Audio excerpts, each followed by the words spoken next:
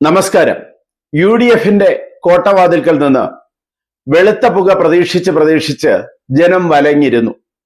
പക്ഷേ ദാ ഇപ്പോൾ 11ാം ദിവസം വെളുത്ത പുക ഉയർന്നു. VD സതീശൻ മുഖ്യമന്ത്രി. ജനം അത്രയേറെ ഒന്നും കാത്തിരിക്കുന്നില്ല എങ്കിലും പാർട്ടിക്കാർ കാത്തിരിക്കുന്ന മറ്റൊരു വെളുത്ത പുക ഇനി ഉയരാനുണ്ട്.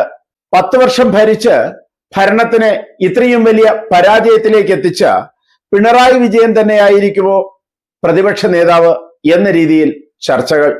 പിണറായി വിജയനെ എതിർത്തുകൊണ്ട് താഴെത്തട്ടിൽ നിന്ന് വരെ വിമർശനങ്ങൾ, ഘടകകക്ഷികളുടെ നിലവിളികൾ. ഇനിയെങ്കിലും ഉയർത്തെണീക്കണമെങ്കിൽ ശരിയായ രീതിയിൽ വെളുത്ത പുക ഉയരണം, അല്ലെങ്കിൽ അത് LDFന്റെ കറുത്ത പുകയായി മാറും എന്ന് വിശ്വസിച്ചുകൊണ്ട് ഘടകകക്ഷികളും പാർട്ടിക്കാരും മുറവിളി കൂട്ടുന്നു. പ്രതിപക്ഷ നേതാവ് മറ്റാരെങ്കിലും ആകട്ടെ. ഇതുപോലൊരു തിരിച്ചടി ഇടതുപക്ഷത്തിനെ സംബന്ധിച്ച് ഇന്നോളം ഉണ്ടായിട്ടില്ല എങ്കിലും അതിന് ഭരണവിരുദ്ധ വികാരം എന്ന പേര് നൽകാൻ പാർട്ടി തയ്യാറല്ല.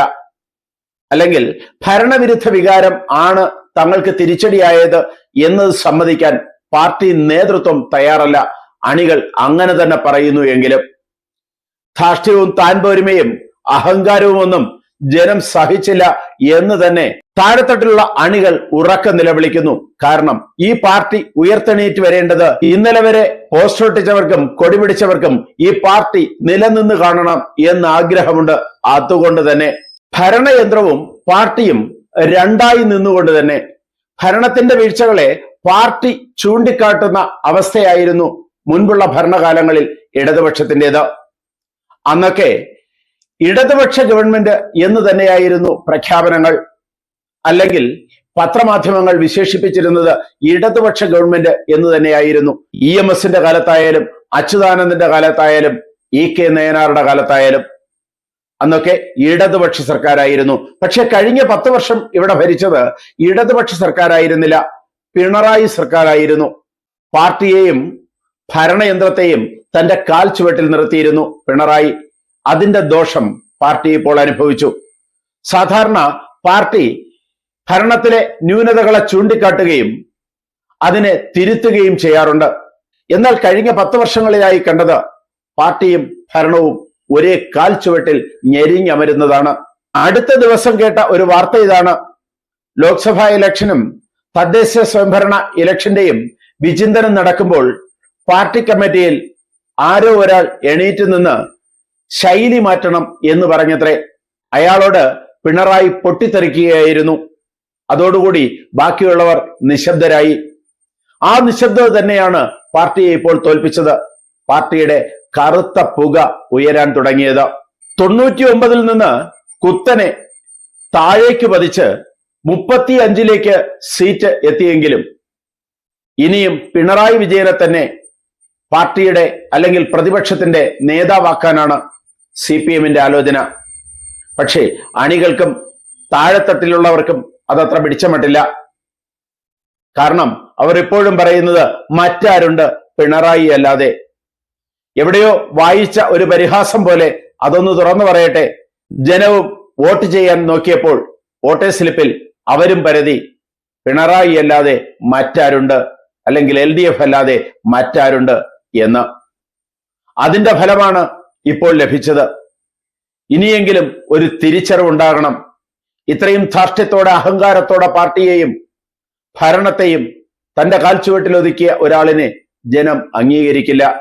അത് ഈ പാർട്ടിയുടെ സർവനാശത്തിന് കാരണമാകും. ലോക്സഭാ ഇലക്ഷന് ദയനീയമായ പരാജയമുണ്ടായപ്പോൾ എന്ന് പറഞ്ഞാൽ 32-33% വോട്ടിലേക്ക് CPM കൂപ്പുകുത്തിയപ്പോൾ നേതാക്കൾ ഇങ്ങനെ ഒരു ക്യാപ്സ്യൂളാണ് ഇറക്കിയത്. ഭരണത്തിന്റെ മേന്മകളെ ജനങ്ങളെ ബോധ്യപ്പെടുത്താൻ കഴിഞ്ഞില്ല. അല്ലാതെ തങ്ങൾക്ക് എന്ത് തെറ്റുണ്ടായി എന്ന് നേതൃത്വം ചിന്തിച്ചില്ല. പകരം പറഞ്ഞു ജനങ്ങളെ നല്ല ഭരണത്തെക്കുറിച്ച് ബോധ്യപ്പെടുത്താൻ കഴിഞ്ഞില്ല. തുടർന്ന് തദ്ദേശ സ്വയംഭരണ തിരഞ്ഞെടുപ്പിൽ വീണ്ടും അമ്പെ പരാജയപ്പെട്ടപ്പോൾ അതുതന്നെയായിരുന്നു വാചകം. ജനങ്ങളെ ബോധ്യപ്പെടുത്താൻ കഴിയില്ല, തിരിച്ചു വരും. ഇപ്പോഴും പറയുന്നത് സംസ്ഥാന സർക്കാരിനുള്ള പൊതുവികാരമല്ല ഈ ഇലക്ഷൻ റിസൾട്ട് എന്നാണ്. അതൊക്കെ മറ്റാരുടെയോ തലയിൽ കൊണ്ടുവച്ച് കെട്ടുന്നതിനുള്ള മാർഗങ്ങളാണ്, അല്ലെങ്കിൽ ക്യാപ്സ്യൂളുകളാണ്.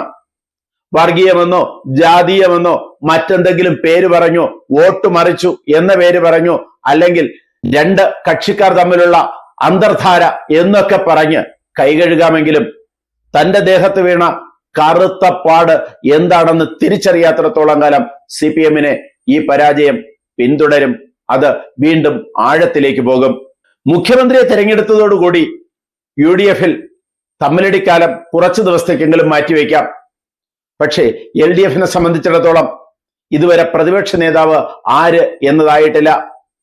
പ്രതിപക്ഷ നേതാവ് ആരായാലും ഇനി ജനത്തിന് പ്രശ്നമല്ല. കാരണം ഭരണം നടത്തേണ്ടത് മുഖ്യമന്ത്രിയാണ്. അത് ആ വഴിക്ക് നടന്നുകൊള്ളും. പക്ഷെ എങ്കിലും പ്രതിപക്ഷ നേതാവ് ആര് എന്നറിയുന്നതിനുള്ള ഒരു ആകാംക്ഷ സാധാരണ ജനത്തിനുണ്ട്. അതിന്റെ തമ്മിലടി നടക്കുകയാണ്. എന്നെ ആരെങ്കിലും എതിർത്താൽ ഞാൻ പ്രതിപക്ഷ നേതാവാകില്ല എന്ന രീതിയിലാണ് പിണറായി വിജയന്റെ പ്രസ്താവനകൾ.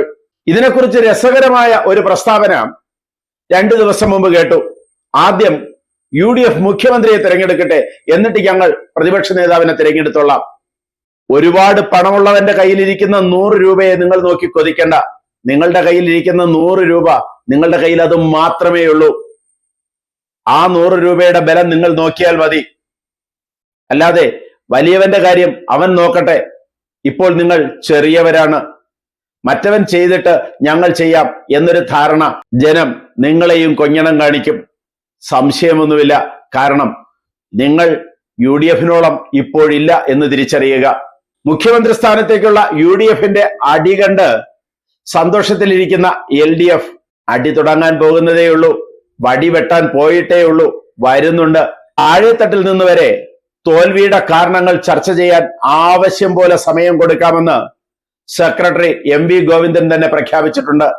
ആ പ്രഖ്യാപനം നടപ്പിലായാൽ ലോക്കൽ തലം മുതൽ ബ്രാഞ്ച് തലം മുതൽ അങ്ങറ്റം വരെ, സംസ്ഥാന തലം വരെ, കേന്ദ്ര തലം വരെ എത്ര ദിവസം കൊണ്ട് നിങ്ങളുടെ അടി തീരും എന്നുള്ളതും ജനം കാത്തിരിക്കുകയാണ്, പ്രതീക്ഷയോടെ ഇരിക്കുകയാണ്.